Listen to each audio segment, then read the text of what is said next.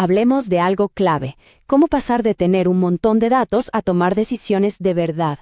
Porque, a ver, muchas organizaciones son expertas en recolectar información, pero fallan en el último paso, que es el más crítico de todos, la visualización. Y una mala visualización no solo es inútil, es peligrosa, puede llevar a decisiones, bueno, catastróficas. Y aquí viene la pregunta del millón, la que todos deberían hacerse. ¿Nuestros gráficos realmente están ayudando a decidir mejor o solo están creando una especie de falsa seguridad? Es un punto importantísimo, porque el riesgo de tomar una mala decisión, creyendo que los datos la respaldan, es gigante.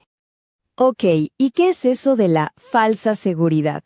Pues es justamente eso, tomar la decisión equivocada, pero con la tranquilidad de que los datos lo dicen, cuando en realidad el problema es que el gráfico está mal diseñado. Suena raro, ¿no? Pero a veces es mucho peor tener un mal gráfico que no tener ninguno.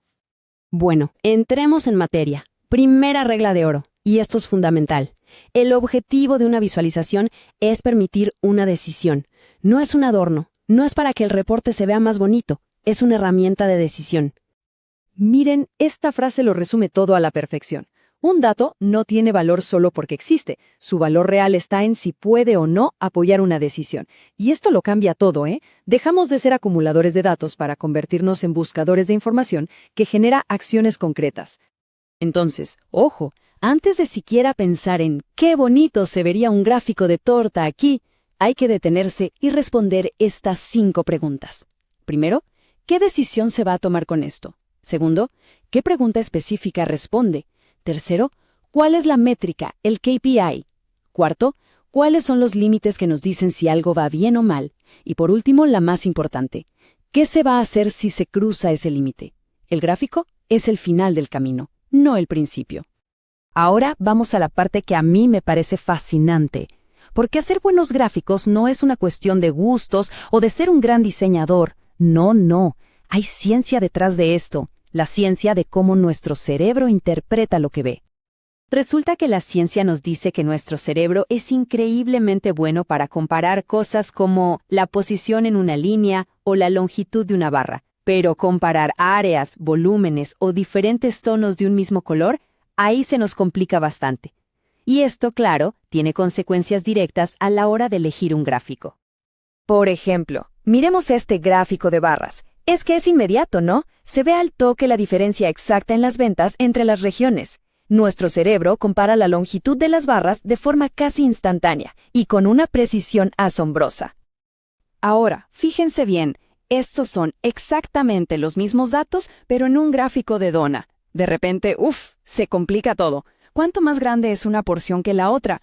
Es mucho más difícil de decir con certeza. Este ejemplo es perfecto para ver por qué, para comparar, las barras son científicamente superiores.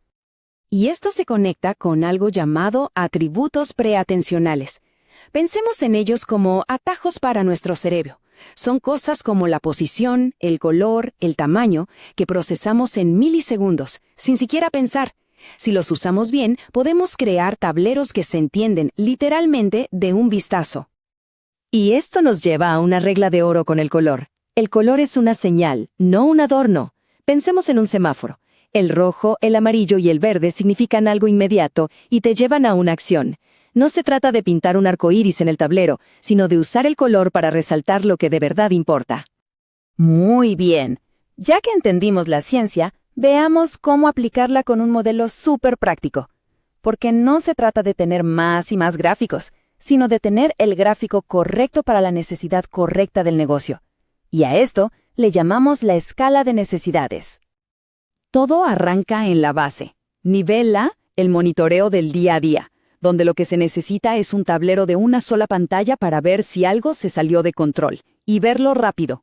Si algo falla, subimos al nivel B, el diagnóstico, donde se necesitan tableros que permitan profundizar para encontrar la causa.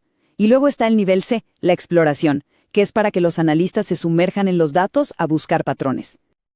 Y luego la cosa se pone más sofisticada. Subimos al control de procesos, donde ya usamos gráficos estadísticos para diferenciar entre el ruido normal y una señal de que algo de verdad cambió.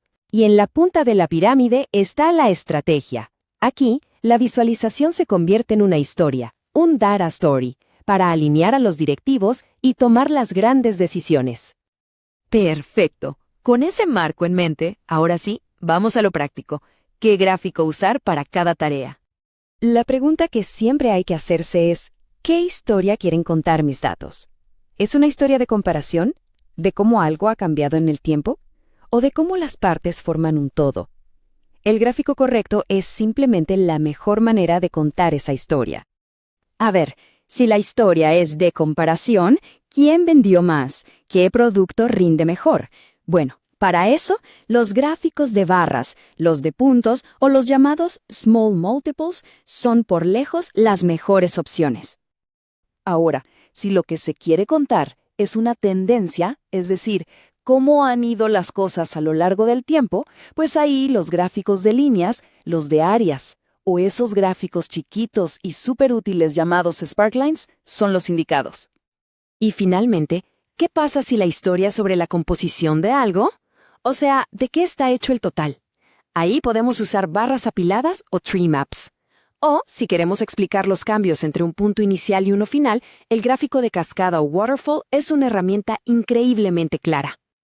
Bueno, ya para ir cerrando, vamos a resumir todo esto en un checklist. Algo súper práctico para llevarse y aplicar ya mismo, ya sea para crear o para evaluar cualquier visualización.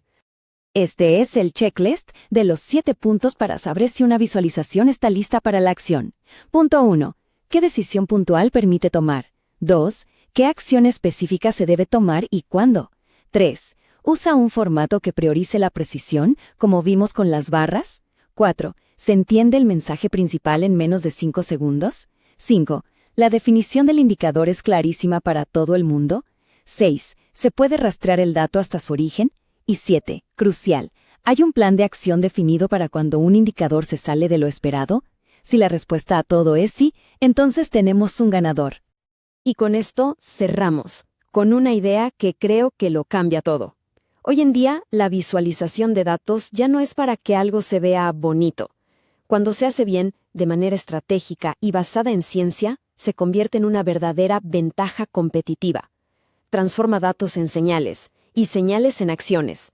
Y esa al final es la meta.